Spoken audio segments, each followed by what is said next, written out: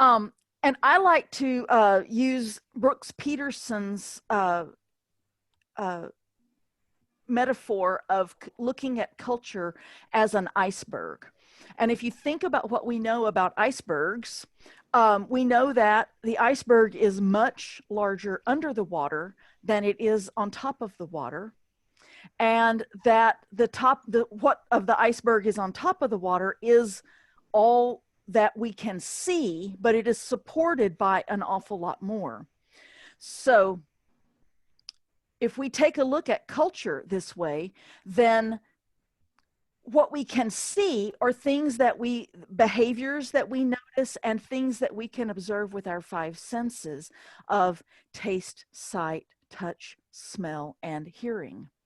But what creates those things that we see and experience is the opinions and viewpoints and attitudes and philosophies and values and convictions of people of particular different cultural groups.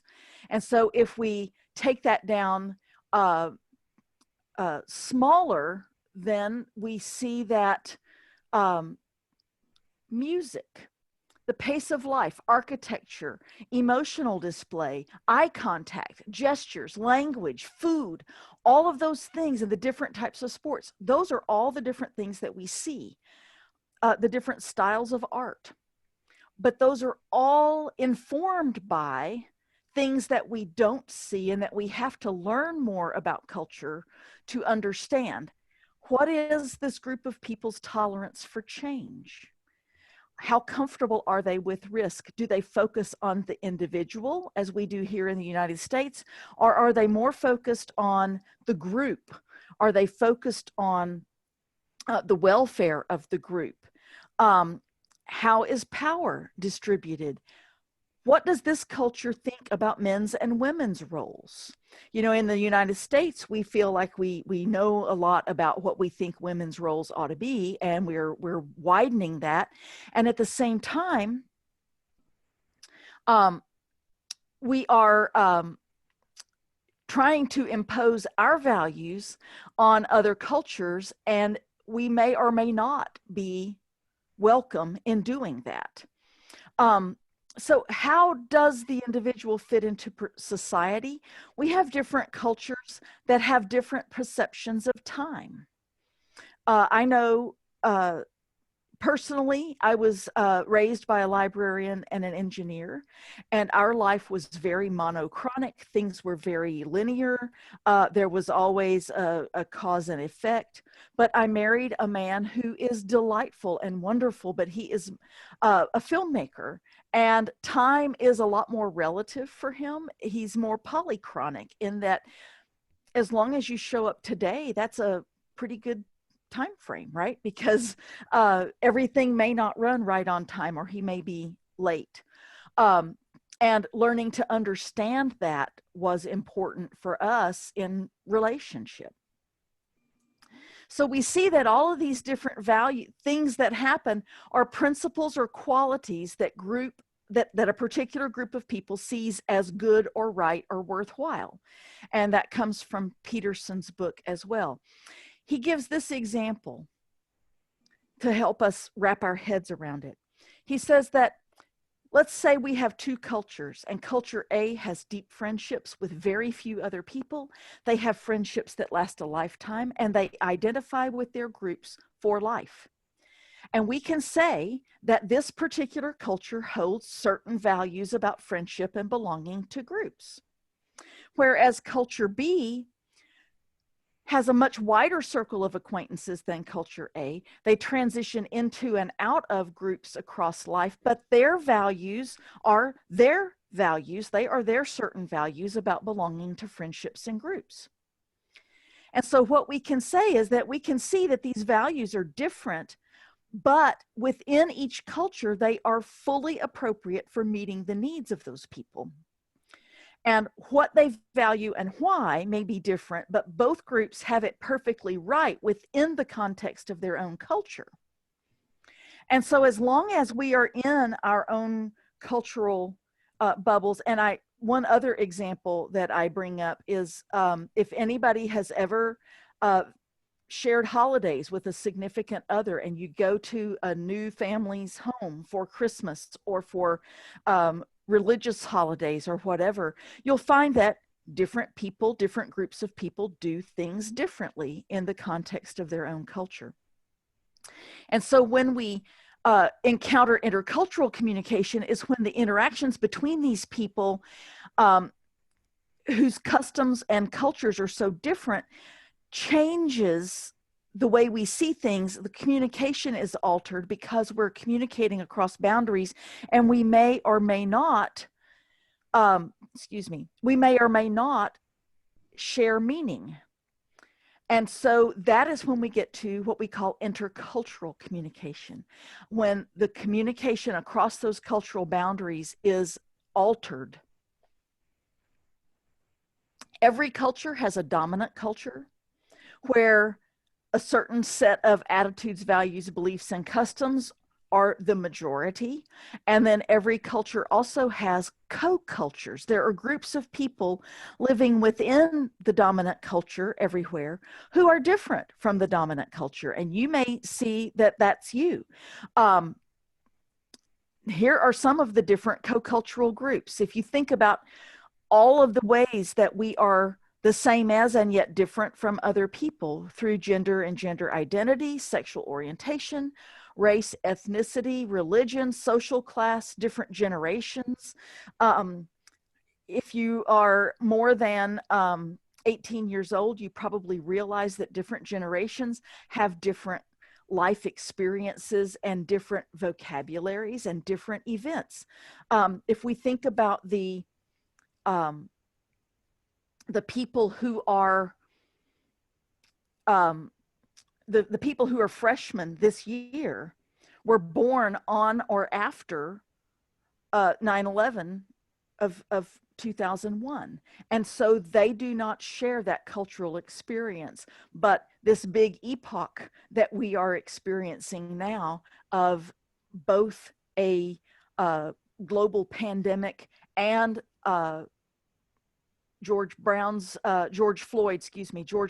murder, and all of the racial tensions and protests and justified protest that came out of that is this is all experiences that we are all sharing together. So that is another co-cultural group. There will eventually be people who are born, who come up, who are part of our experience, who did not live through this time and won't know. And so one of the things that has been prominent is thinking about race and racism, and that's what a lot of the protests have been about.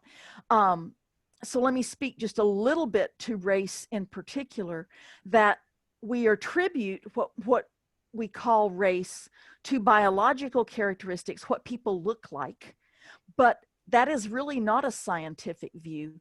It's not based on biology, but we ascribe it to biology.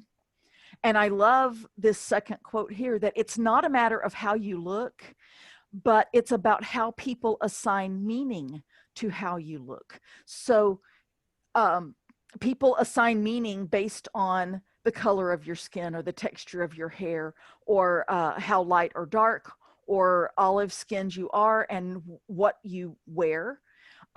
If you are someone who wears more conservative clothing or wears a hijab, people assign meanings to all of those things. And so that's how we react to each other. Dr. Ibram X. Kendi says that we are all both racist and anti-racist. He says that when we support a racist policy through actions or inaction, or if we express a racist idea, we can be acting as a racist. And that if we are supporting anti-racist policy through actions or expressing anti-racist ideas, that makes us an anti-racist. So racism suggests that one racial group is inferior or superior. And if we think that our race is superior, we call that ethnocentrism. But anti-racist ideas suggest that all races are equal, right? We have a lot of differences, but there's nothing right or wrong. But we all know that even though we want to believe that and we want to look at everybody equally, it is still hard, and many of us, especially those of us who are white, do end up committing racist speech, racist thoughts, racist ideas. And even though I want to be an anti-racist as much as possible, I know I'm still capable at any given moment, in any given sentence or conversation, of being both a racist or an anti-racist.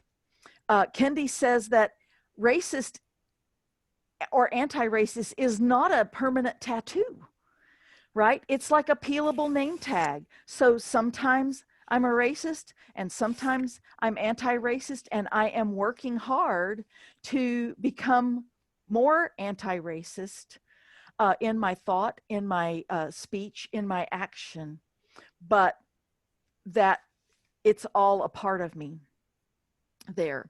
So let's talk then about how we can do this differently. How do we deal with people who are different from us?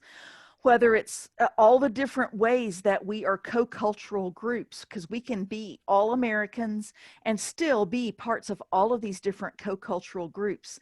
And if you'll think about all the different groups you're a member of, whether it's a particular religion, whether it's a particular color of skin, at Lamar, you know, there's a difference between teachers and students, and all of that creates differences for all of us. So let's take a look at this diagram and think about what we are doing. Think about who we are as human beings and how we can take what we know and start to see from the viewpoint of the other, how we can see difference in a different light. And I'd like to start here in the middle of the screen on this, this orange part of the diagram. Because we are human beings, we are attuned to difference. And if we can, when we encounter difference, because we are human beings, anytime we encounter things that are different from what we're used to, we experience frustration, we experience confusion, we experience tension and embarrassment. We might feel not a part of things. We might have trouble making meaning of things because we're comparing what we're experiencing to what we know from our lives, and we're struggling to make meaning out of it.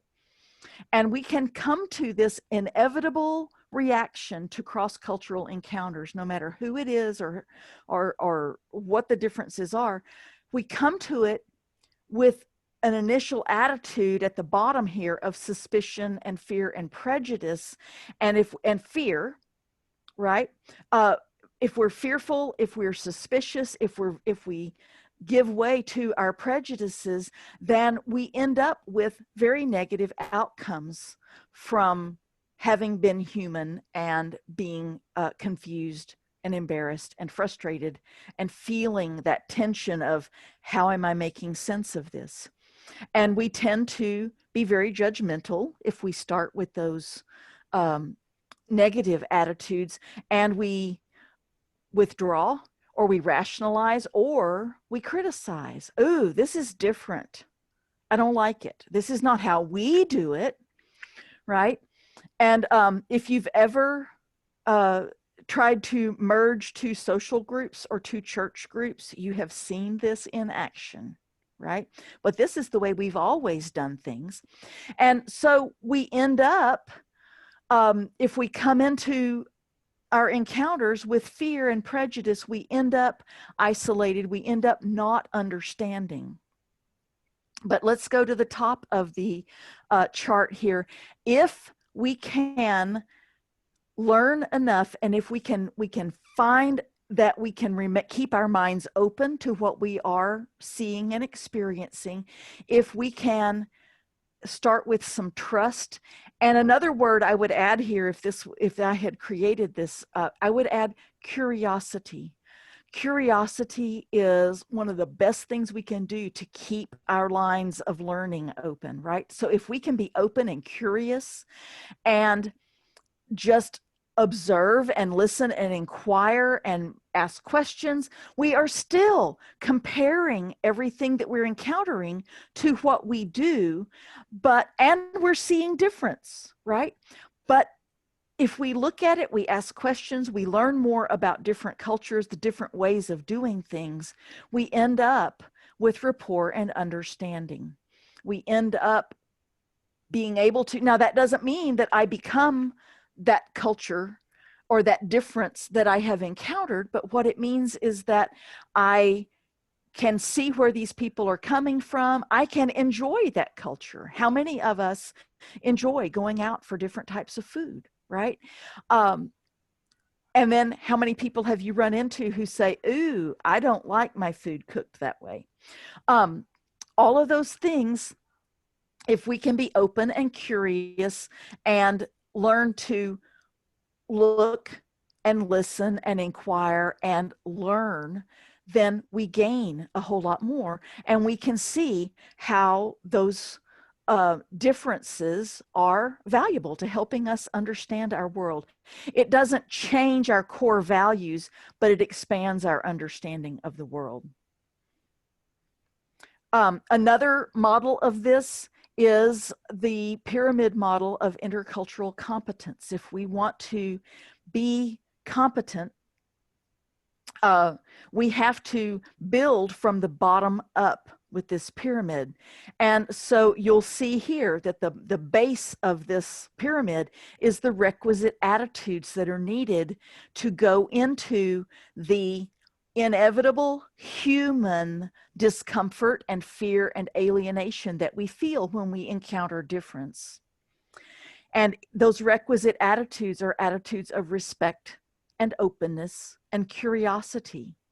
And so if we will start there, if that's the basis, then we can observe, we can learn some of the language, we can study different cultures, we can also build our skills.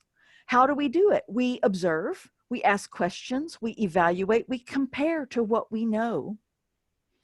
And then hopefully we get to a desired internal outcome of ethno-relativism, meaning that we get it, that there are multiple different cultures and multiple different co-cultures, and that we can give equal value to those.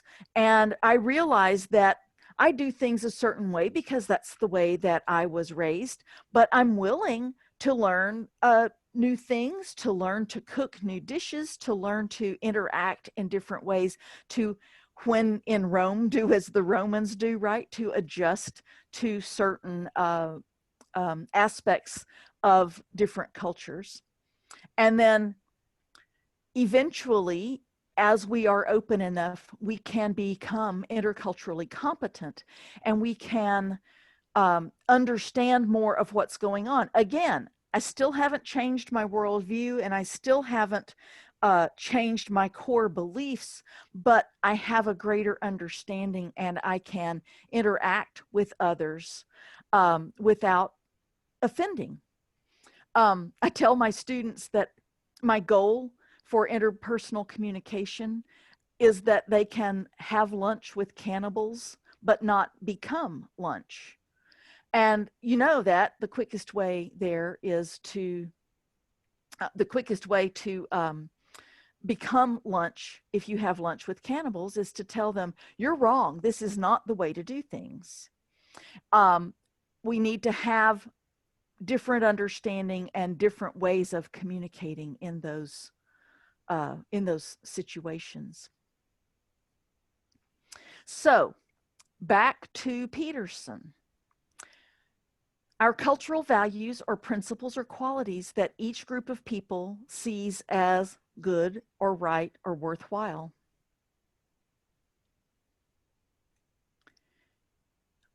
And different cultures have different cultural values. Those values are fully appropriate for meeting the needs of people in that group. And what they value and why is different, but both groups have it right within their own context. And where we have to learn to build bridges, where we have to learn to interact with both chutzpah and humility, as Parker Palmer suggests in his book, Healing the Heart of Democracy.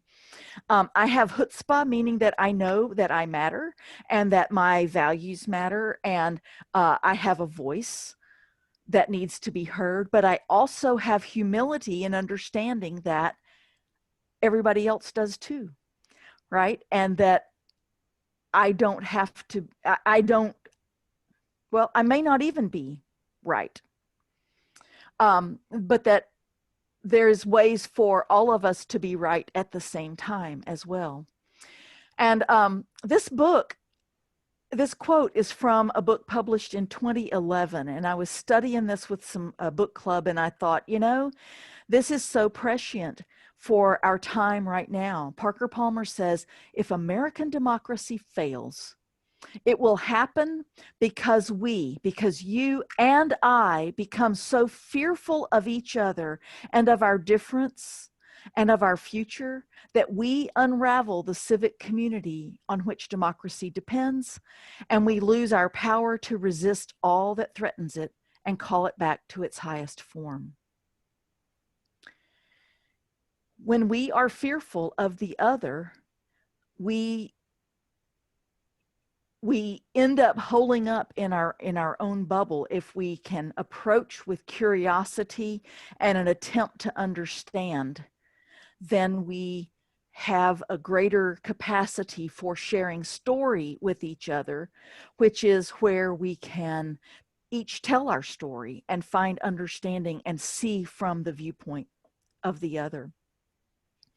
Parker Palmer says that meeting the challenge of democracy, of being with each other in all of our likeness, but in all of our difference, demands that we transcend our fears and embrace dialogue with the alien other for the value that it adds to our lives. And I love this line. He says, we are a tribal species, and dealing with otherness is difficult for most of us, no matter where we encounter it. But it doesn't have to be us versus them.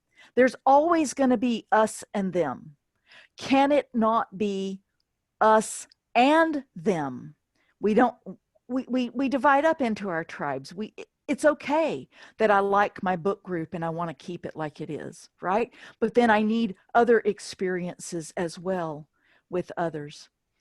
So our challenge is to let the stranger and the things that we find strange be who and what they are. This is part of that tension I talked about in the diagram, the tension that we feel when we are encountering difference. Allow difference to open us to the vexing and enlivening mysteries we find within and around us. And so, Dr. Jackson, that is the basics of my presentation on difference, that different isn't necessarily wrong.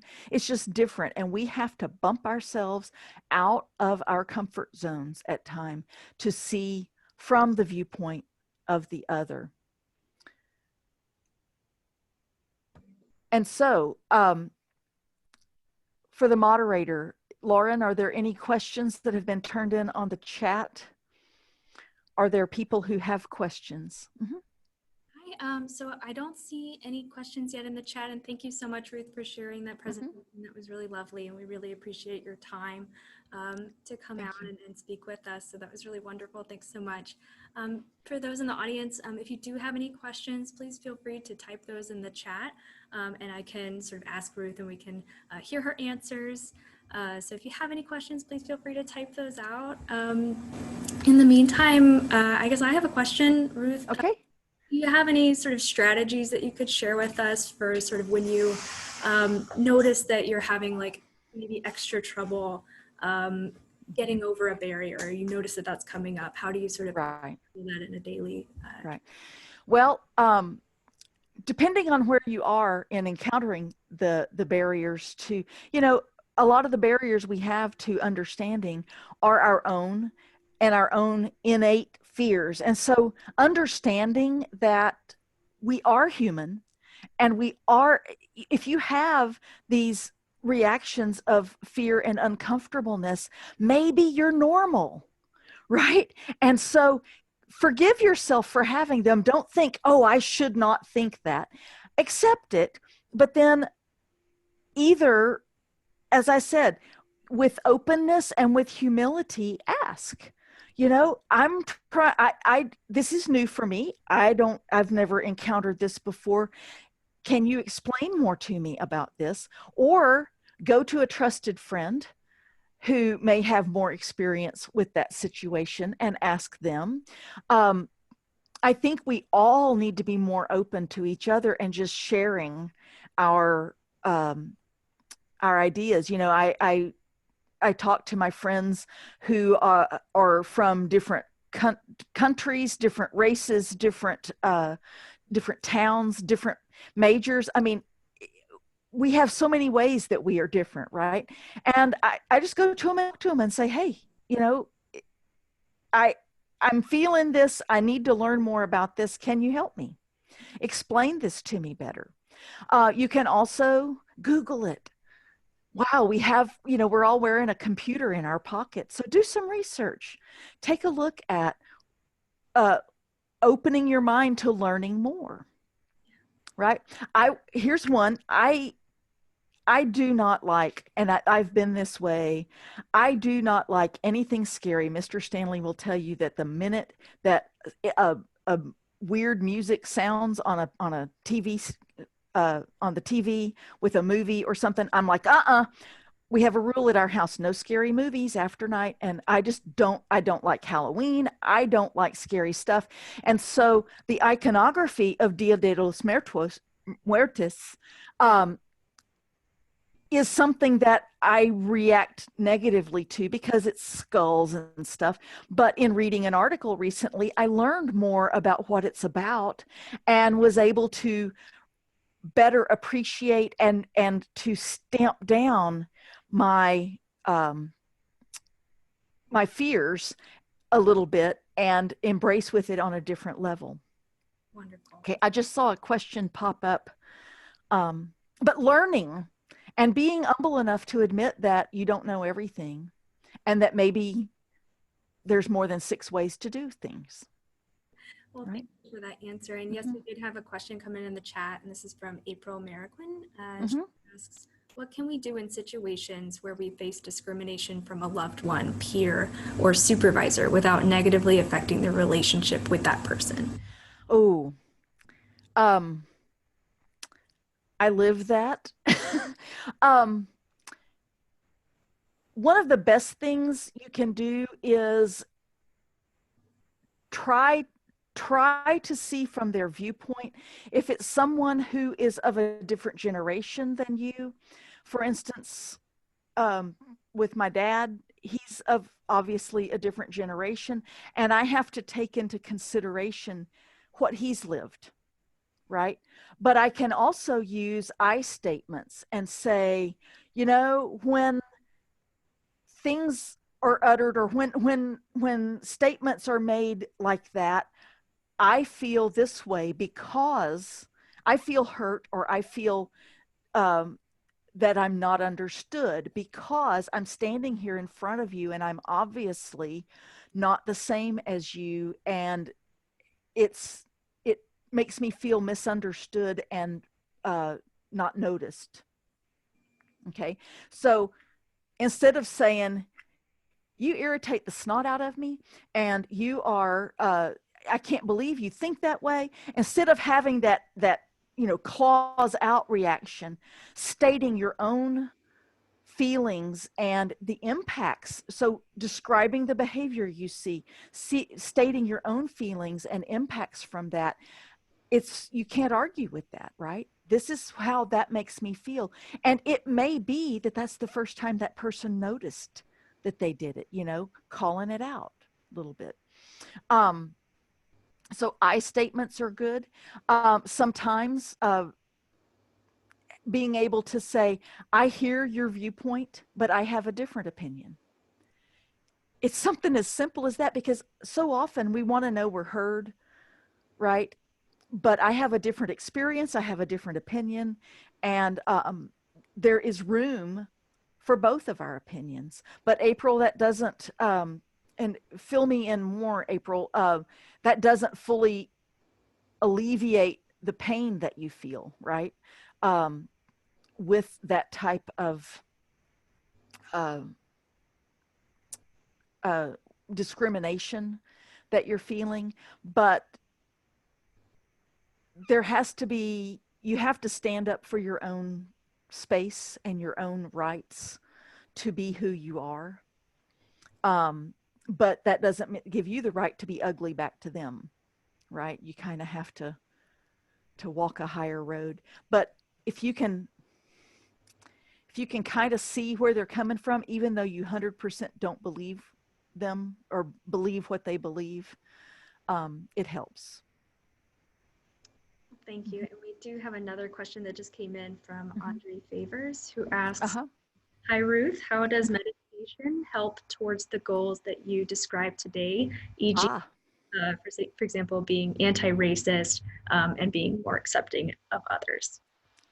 Okay, how does meditation help? Thanks, Andre. Meditation, I think, helps very much in getting to know oneself and getting to separate our emotions from the story that it's within. So, for instance, if one of your relatives is being discriminatory toward you, you feel a great pain, you feel hurt, you feel like that's cut through your heart maybe, and try to separate out the story of it. Like, you know, and identify your feelings. I'm feeling pain from that. That just cut to my quick because I feel like this person doesn't see who I am, but separate out the story so that the story doesn't keep it going. And she's disrespected me 100 times, and I just can't believe that she is still doing that. And I've told her, and da da da da. And if you're in the story, you're keeping the hurt alive, right? But meditation kind of helps you learn to separate the two, being more mindful and saying, that really hurts, and it's something that I need to address, but I'm not going to keep this ache alive with all the story. When you combine the story in it, it puts you in a negative spiral, and it really, you spend a lot of energy staying there. Can your energy be spent differently by addressing the situation in a more productive manner? Okay, great. Well, thank you. And we actually had a second question from April. Yes. Who says thank you, for answering, and says you mentioned Dr. Ibram X. Kendi, who wrote How to Be an Anti-Racist, a great read. And then she asks, what are other books that you would recommend? Thank you. The other one I quoted from is Parker Palmer's Healing the Heart of Democracy. The Courage to Create a Politics Worthy of the Human Spirit. That to me is, he talks about so much about how we could see beyond our own noses. But books to help you, April, are you asking specifically about dealing with prejudice, or are you asking about the broader construct of getting to know who you are? I will credit, Parker Palmer has really helped me to open my mind. Another writer that helped me so much, and I can share some of these things and with Dr. Jackson, and if you want to post them somewhere, Robert Fulghum, who wrote the essay, Everything I Ever Needed to Know I Learned in Kindergarten, has several essays that really gave me a new way of looking at things. But just being able to realize that your perspective is not the only perspective, right? I think is so helpful. And once you are open to that, you can become open to so much more.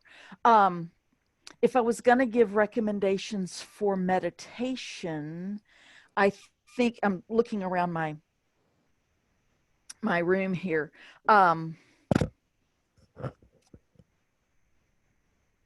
Where is it? Thich Nhat Hanh has a book called You Are Here. And it is just reminding you the basics of meditation, and you are here. And all it takes is to take a deep breath and exhale, and you bring your mind and body back together. But studying mindfulness, another really great book is the textbook for our interpersonal communication class, Interact by Verteber and McGeorge. Really gets into a lot of how do we communicate with each other.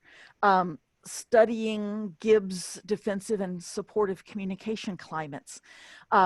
Google I statements. If you add one communication thing to your repertoire after today, Google I statements and take a look at all the different ways that I statements can help you to own your own thoughts, your own feelings, and state the consequences of those actions for you, helping you to communicate to the other. And then learning, this book is, this is another Parker Palmer. It's called On the Brink of Everything, Grace, Gravity, and Getting Old. But one thing he talks about in here is learning to embrace all of you. It takes all of my successes and all of my failures to make me who I am. And by learning to embrace brokenness toward wholeness, we're able to see that whole does not mean perfect, right? I'm a whole person in all of my brokenness, but if I can accept that, then I don't have excessive requirements of other people as well. Okay, and April, thanks you for your recommendations, as do we. Sure. Those are really wonderful. Is there anything else in chat? Just one comment from Kelly Brown, who mentions, I was actually going to purchase Wilkerson's book, Cast, The Origins of Our Discontents. Hasn't read it, but have heard good things. Right. I think everything that we can do to help to inform ourselves, especially those of us who are white, because we live in a white dominant society, and starting to understand that even though I did not cause systemic racism and I did not institute white privilege, didn't ask for it, I grew up in it, right? And I benefit from it. And so learning to be humble about that, and and I think all of us learning to be kind to each other. What would happen?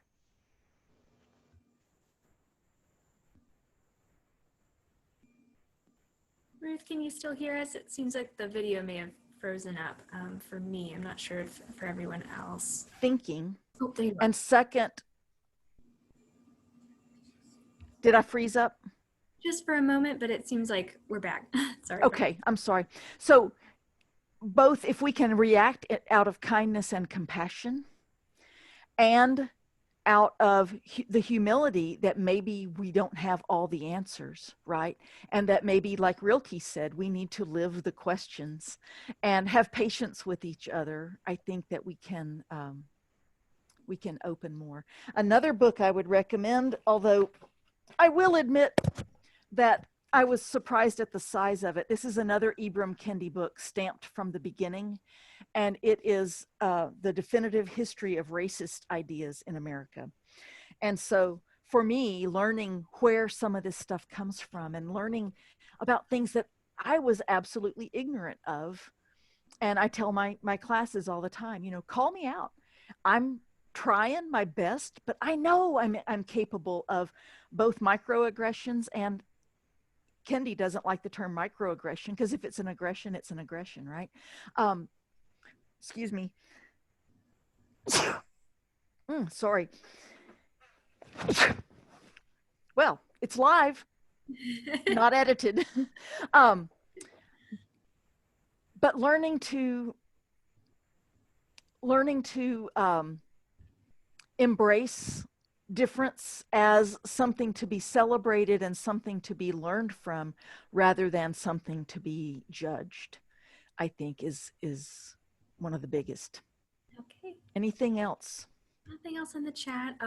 Just as a final question, I know this is something that I'm sort of encountering more and more these days is I think verbal communication can be sort of one world, and then we see a whole another sphere in sort of the digital world with social media. Do you have any quick tips or thoughts on how these items, these concepts sort of change or are different, or how we can encounter them or negotiate them any differently when we Right. social media? Expand your your horizons. I am right now, well, I have been a communication professor who did not have social media, but during the pandemic, I actually opened a Twitter account. And so I am now on the edges of Black Twitter because I want to learn, right? So I'm not, so I'm trying to expand. And so every time I see people who are retweeted or whatever, I keep trying to follow more people because I just want to learn and I want to see what other people are experiencing. So expanding your horizons a little bit, practicing mindful texting and mindful posting. Stop, type your message in, but look at it. Take 3 deep breaths and then read it from the viewpoint of someone else and see if your message is what you thought it was. Promise yourself you're not going to be one of those ugly people. You know, I see a lot of ugly out there, and I refuse to even like some of the ugly, or most of the, I refuse to, and anything, you know, anybody that's being ugly is going to get blocked. But be mindful of what you're putting out there. Remember that communication is both continuous and irreversible. When we do harm with communication, we can, and any of you who have had someone say something to you, you know that words are both the bluntest and the sharpest instruments that we have to hurt each other. Be aware of that, right? Make sure that you are not adding to the cacophony of ugly that's out there. Bring yourself to it. One thing I want to mention is if you are interested in meditation after this, you're welcome to email me. I'm ruth.stanley@lamar.edu. I have 2 different meditation groups that are functioning online right now. The Wednesday night one is the Lamar University Department of Communication Mindfulness Meditation Group. So several of us meet there. It's for students and faculty and staff.